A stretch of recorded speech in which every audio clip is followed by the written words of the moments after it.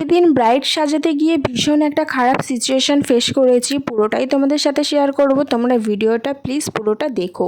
আমি বেরিয়ে পড়েছিলাম সকালবেলা, তখন বাজে 9টা। যেহেতু রিলেটিভের মধ্যে, তাই আমাকে বলেছিল সকালবেলা হালকা পাতলা মেকআপ করে দেওয়ার জন্য। তাদের কথা মতনই আমি সকালে গিয়ে একটু হালকা মেকআপ করে দিয়েছিলাম।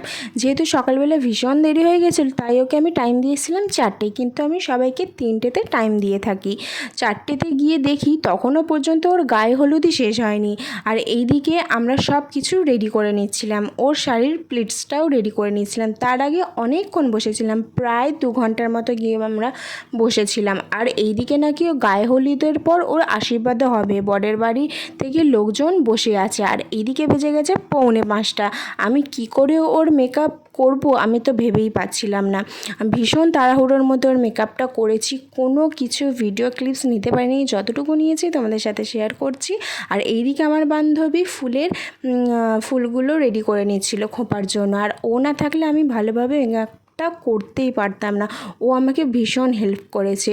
দেখো, এই সবে ব্রাইড স্নান করে এসছে, এরপরে ওর আশীর্বাদই হবে, তারপরে ও মেকআপে বসবে। তখন বেজে গেছিলো পুরো 5:30।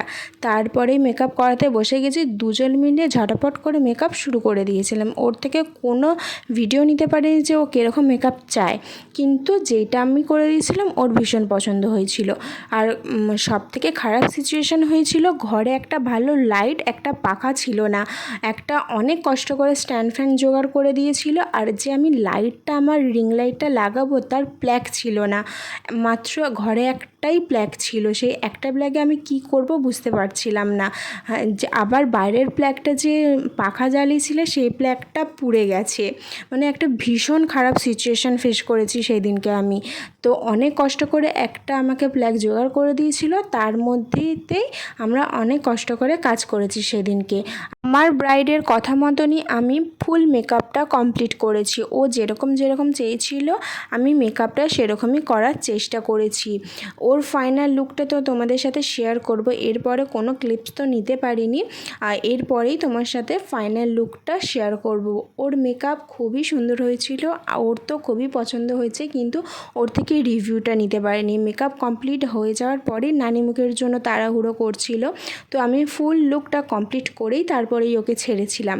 তো এই যে দেখো, ওর ফুল লুক মেকআপটা খুব সুন্দর বসেছিল আর দারুণ গ্লো করছিল ফেসটা।